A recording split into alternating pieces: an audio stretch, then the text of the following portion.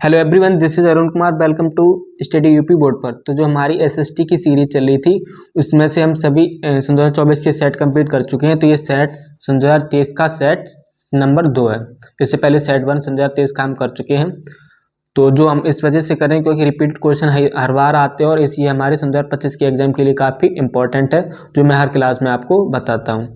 तो चलिए फिर हम अपनी स्टार्ट करते हैं। तुम्हारा फर्स्ट एमसीक्यू पूछा गया है, निम्नलिखित में कौन सा 1804 के नेपोलियन कोड में नहीं जोड़ा गया था। मतलब 4 ऑप्शन दिए गए, बाकी दिए गए कथन, इनमें से कौन सा ऐसा कथन है जो नेपोलियन के कोड बनाया गया था 1804 में, उसमें नहीं जोड़ा गया था। नेपोलियन कोड क्या था? नेपोलियन कोड की बात की जाए तो जब नेपोलियन ने अपना शासन बनाया था तो उसने शासन के एक नेपोलियन कोड जारी किया था जिसमें लोगों के अधिकारों की बात की गई थी। मतलब लोगों को शासन कैसे करेंगे उसके लिए कोड बनाया था, तो उसे नेपोलियन कोड कहते। तो इसमें बताया गया कौन सा नहीं जोड़ा गया था। तो फर्स्ट है जन्म से प्राप्त विशेषाधिकार, सामंती व्यवस्था का अंत, संपत्ति का अधिकार, कानून के समझ क्षमता। देखो ये सभी जोड़े गए थे। सामंती व्यवस्था का अंत किया गया था, संपत्ति का अधिकार भी था, कानून के समझ समानता भी थी, लेकिन ये जन्म से प्राप्त विशेषाधिकार ये नहीं था। तो ये इसका करेक्ट आंसर हो जाएगा, जन्म से प्राप्त विशेषाधिकार। नेक्स्ट क्वेश्चन नंबर 2 देखते हैं। पूछा गया फ्रांस की क्रांति कब हुई थी, यानी जो फ्रांस में क्रांति हुई थी वो कब हुई थी।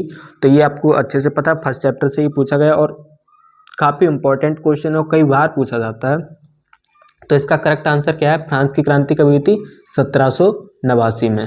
तो याद रखना फ्रांस की क्रांति कब? 1789 में। ऑप्शन सी इसका करेक्ट हो जाएगा। क्वेश्चन नंबर 3 देखते हैं। पूछा गया है 1861 में एकीकृत इटली का सम्राट किसे घोषित किया गया था। मतलब 1861 में जब इटली का एकीकरण हो चुका था तो उसके बाद शासक जो बनाया गया था वो कौन बनाया था? ज्यूसेप मैसनी नहीं, विलियम प्रथम नहीं, ज्यूसेप गैरिबाल्डी। ये तो दोनों थे जिनकी सहायक भूमिका रही है अलग अलग, लेकिन एकीकरण में भूमिका निभा रहे थे। लेकिन जो शासक बनाया गया था वो इमैनुअल द्वितीय था। नेक्स्ट क्वेश्चन देखते हैं। 4th क्वेश्चन पूछा गया है बेल्जियम कहाँ स्थित है।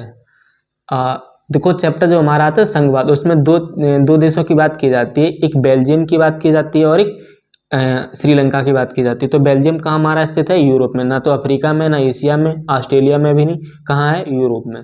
तो याद रखना बेल्जियम यूरोप में पड़ता है। क्वेश्चन नंबर 5 है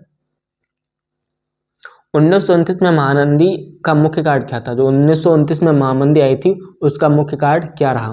कृषि के क्षेत्र में अधिक उत्पादन, ये इसका करेक्ट आंसर हो जाएगा। और ये सभी गलत है। देखो अत्यधिक निवेश ये भी गलत है, बैंकों का निजीकरण ये भी गलत है, उद्योगों की संख्या में वृद्धि ये भी गलत है। जो मुख्य कार्य था 1929 में मंदी आई थी उसका क्या था? कृषि क्षेत्र में अत्यधिक उत्पादन, वस्तुओं का अत्यधिक उत्पादन हो गया था। नेक्स्ट क्वेश्चन नंबर देखते हैं। अफ्रीका में रिंडरपेस्ट क्या था। देखो अफ्रीका में रिंडरपेस्ट मैंने और कई बार बताया, ये क्वेश्चन रिपीटेड क्वेश्चन है। तो याद रखना वजह क्या थी? अफ्रीका से यूरोप में जानवर जाते थे मांस के लिए। पहले क्या था? मांस ले जाया जाता था, लेकिन मांस लंबे समय तक नहीं रख सकते थे, तो इसलिए इन्होंने जानवरों को ले जाना स्टार्ट किया था। तो ये जानवरों में फैली एक बीमारी थी रिंडरपेस्ट। नेक्स्ट देखते हैं। क्वेश्चन नंबर 7 में पूछा गया निम्नलिखित में कौन सा राज्य सूची का विषय है। पूछा गया विषय है तो मुद्रा, और ऑप्शन देखते हैं विदेशी कार्य, बैंकिंग, व्यापार। तो हमसे पूछा गया है तो कौन सा राज्य का कार्य है। बैंकिंग केंद्र सरकार के अंतर्गत आती है, मुद्रा भी केंद्र सरकार के अंतर्गत आती है रिजर्व बैंक द्वारा, और विदेशी कार्य भी केंद्र सरकार देखती है। लेकिन व्यापार क्या है? ये राज्य सरकार के अंडर में आता है। मैंने बताया था शिक्षा, व्यापार और ये सभी किसमें है, या स्टेट पुलिस वगैरह, ये सब किसके अंतर्गत आते हैं? राज्य सरकार के अंतर्गत। तो याद रखना। नेक्स्ट क्वेश्चन देखते हैं। निम्नलिखित में संघात्मक शासन कहाँ नहीं है। मतलब संघात्मक शासन की बात की गई कहाँ है। तो जब हम चैप्टर पढ़ते हैं संघवाद, उसमें 2 चैप्टर में बताया था, एक श्रीलंका और बेल्जियम। तो शासन कहाँ पर था? श्रीलंका में संघात्मक नहीं है। तो ऑप्शन भारत भी गलत है, श्रीलंका करेक्ट हो जाएगा। संघात्मक शासन कहाँ नहीं है? श्रीलंका में। नेक्स्ट क्वेश्चन देखते हैं। क्वेश्चन नंबर 9 पूछा गया है निम्नलिखित में से किसका संबंध लोकतंत्र से नहीं है। मतलब ऐसा कौन सा कथन है जो लोकतंत्र से संबंधित नहीं है।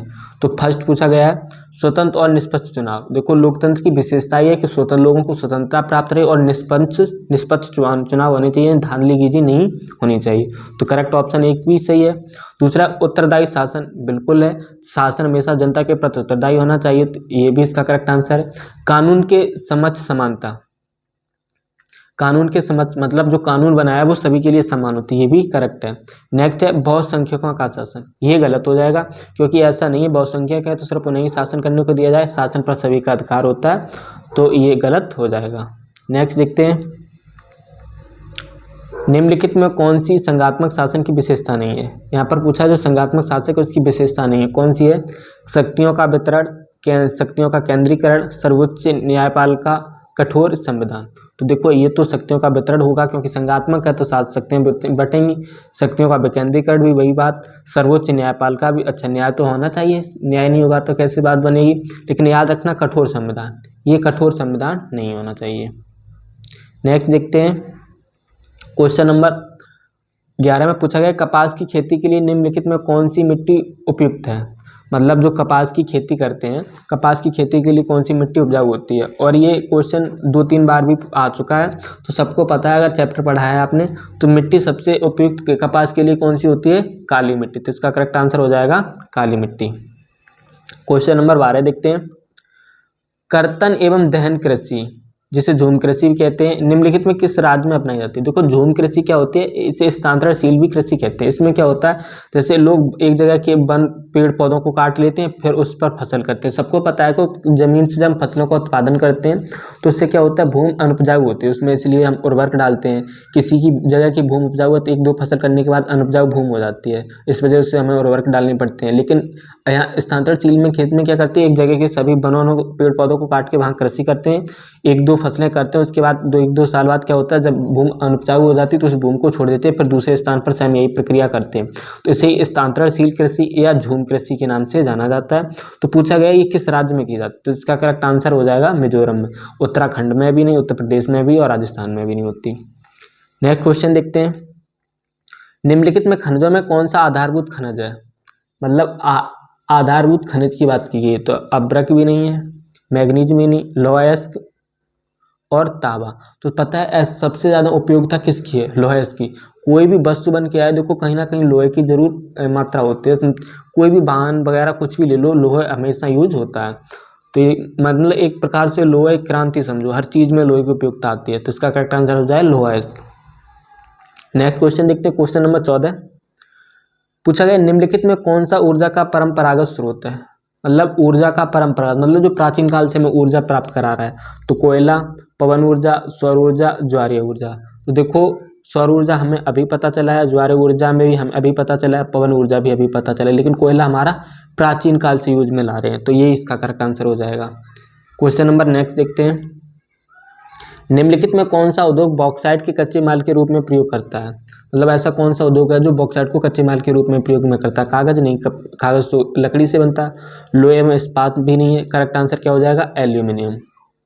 नेक्स्ट देखते हैं, क्वेश्चन नंबर 16 में पूछा गया निम्नलिखित में कौन सा विकसित देश है। देखो विकसित और विकासशील, विकासशील क्या होता है जो अपनी आवश्यकताओं को पूर्ति नहीं कर पा रहे, स्वयं दूसरे पर निर्भर रहते हैं, तो वो या कुछ इनके मानक भी रखे गए जिन मानकों को जो देश पूरा नहीं कर पाता वो विकासशील रहता है। तो यहाँ बात की विकसित की, देखो भारत भी विकासशील है और फ्रांस ऐसा देश है जो विकसित है और ब्राजील भी विकासशील है, बांग्लादेश भी तो इसका करेक्ट आंसर हो जाएगा फ्रांस कैसा है, विकसित देश।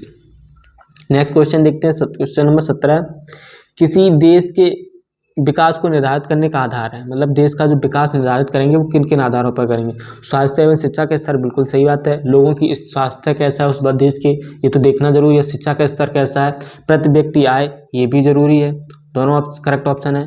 व्यक्तियों का साक्षरता मतलब भाई कि शिक्षा कितने लोगों को प्राप्त है, तो ये भी इसका करेक्ट आंसर है।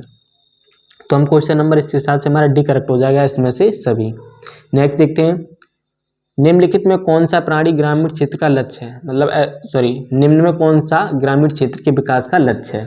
मतलब 4 पॉइंट दिए इनमें से क्या है जो ग्रामीण क्षेत्र के लक्ष्य रखे जाते हैं। नियमित कार्य करेक्ट है, उपज की उचित कीमत ये भी करेक्ट है, बेहतर मजदूरी ये भी करेक्ट। तो इस प्रकार से इनमें से सभी करेक्ट हो जाएगा, क्योंकि गांव के लोगों को बेहतर अच्छी मजदूरी मिलनी चाहिए, जो फसल उगाते हैं उन्हें अच्छी कीमत भी दी जानी चाहिए और नियमित मतलब रेगुलर उन्हें काम भी दिया जाना चाहिए। तो इस प्रकार से ये तीनों ऑप्शन सही है, तो क्या हो जाएगा इनमें से सभी। नेक्स्ट क्वेश्चन नंबर 19 देखते हैं, निम्नलिखित में किसको कृषि सहायक क्षेत्र भी कहा जाता है। मतलब तो क्षेत्रक होते हैं प्राथमिक, द्वितीयक, तृतीय, ये कार्य के आधार पर विभाजित किया। तो निम्न किसको कृषि एवं सहायक क्षेत्र कहा था।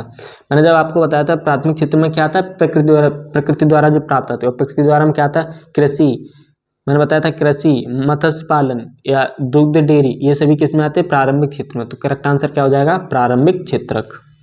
और द्वितीयक में क्या आता है, विनिर्माण जो उद्योगों द्वारा बनाया जाता है। और तृतीयक में क्या आता है, संचार सेवा आते हैं। और चतुर्थक में ये तृतीयक का डिवाइडेशन को ही हम चतुर्थक में डिवाइडेशन में लाते हैं। नेक्स्ट क्वेश्चन लास्ट हमारा है, निम्नलिखित में से किस वर्ष उपभोक्ता सुरक्षा अधिनियम पारित किया। मतलब उपभोक्ता की सुरक्षा के लिए जो नियम बनाया गया था वो कब पारित किया गया। तो ये तो डेट आपको याद रखनी है, ये तो हो जाएगी 1986 में। तो इस प्रकार से हमारे 20 MCQ कंप्लीट हुए, और आई होप आपको ये अच्छे से समझ में भी आए होंगे, और काफ़ी जो रिपीटेड हैं वो आपको लर्न भी होते जा रहे होंगे साथ साथ।